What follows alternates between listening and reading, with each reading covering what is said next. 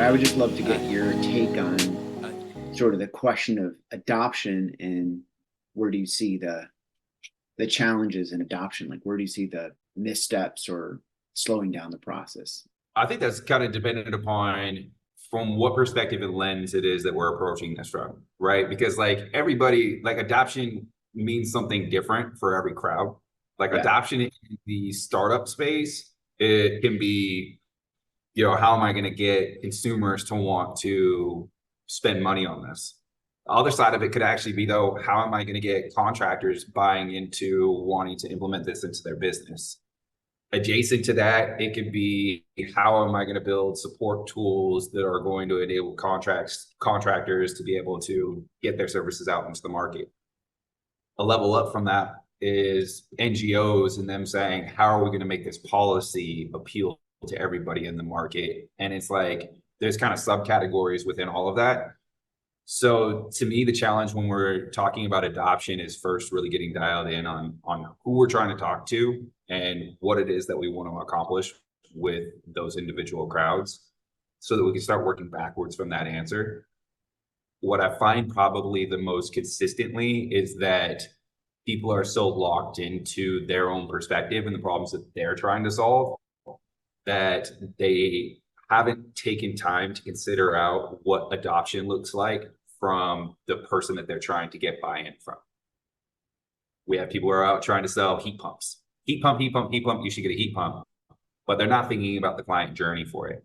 And one of the challenges with that we see, particularly with a lot of the electrification brands, is they're following HVAC business models to sell bundled electrification solutions when a emergency replacement isn't the time to try to talk to a consumer about changing over their entire energy profile and addressing their whole home performance.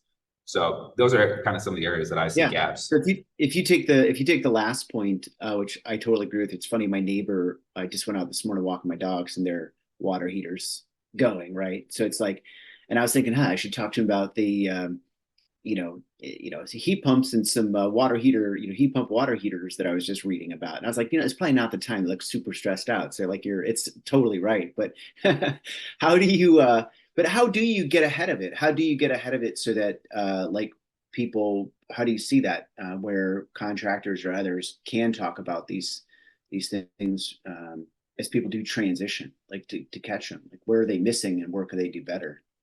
Are we talking about this from the standpoint of if I'm talking to a startup or if I'm talking to like policy or like, because I would say Yeah. there's slightly different conversations, but Well, what would be the different? Why don't you give like high level the different conversations if you're yeah, so if I'm talking to, let's say I'm talking to an NGO policy group and they're trying to figure out how are we going to get buy-in on this policy? Well, one, you need multiple layers. There's multiple stakeholders to that, right? Because we need consumers to buy in, we need the people who are going to implement those solutions to buy in, and potentially maybe even need support services around that to enable the end worker to be able to do it.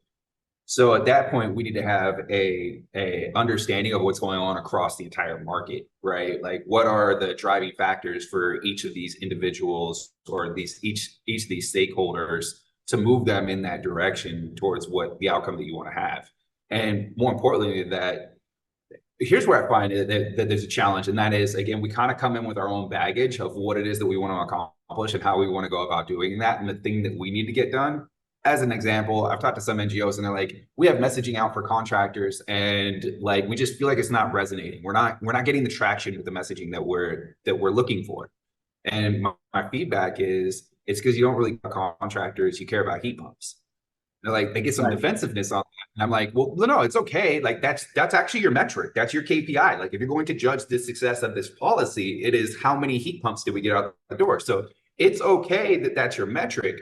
The problem is that when you're going to go communicate this to the contractor, what they're hearing is none of the words that this person's using makes it sound like they actually care about my business.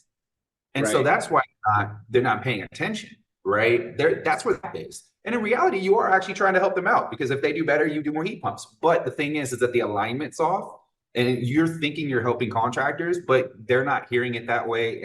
And in reality, the energy that you're putting into what you're doing isn't aligned to helping the core of their business, which would actually be the thing that helps them get to more heat pumps. So that's kind of it's an interesting space because it's a lot of nuance that really goes into a lot of this. Like really understanding like kind of the deeper psychology. I find myself telling people, we're here to solve the problem behind the problem, right? You think the Yeah. problem's heat pumps. The problem's not heat pumps. The problem's the effectiveness of the contractors that are in the market that are responsible for selling the heat pumps. Make heat pumps their target. You watch out for improving their business.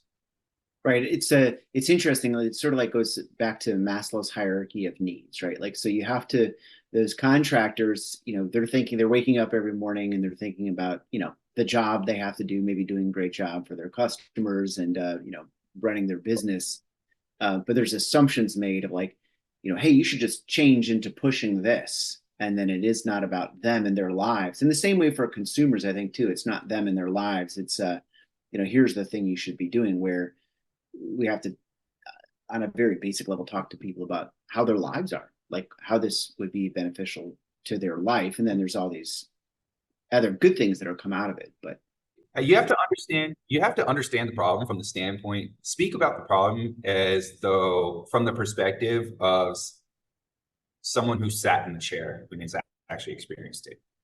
And if you can articulate it that way, a lot of times and I found this out really early on in my career, the reasons that we thought that people were purchasing from us were like rarely the reasons that they were purchasing from us. Like my start in the clean energy space was with a startup, and we did home performance and weatherization and building efficiency. And so like our initial start, which is actually really interesting because this is back in 2011, here we are in 2024 and businesses that are going through similar experiences. But like our market theory when we jumped in was, hey, there's this new round of incentive funding that's available.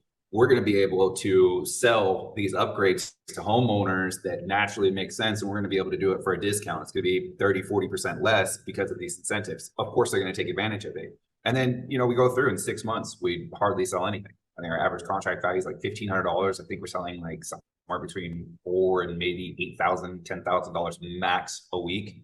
Between all the reps. 6 months, we're like, oh my God, I think we might have really messed up here.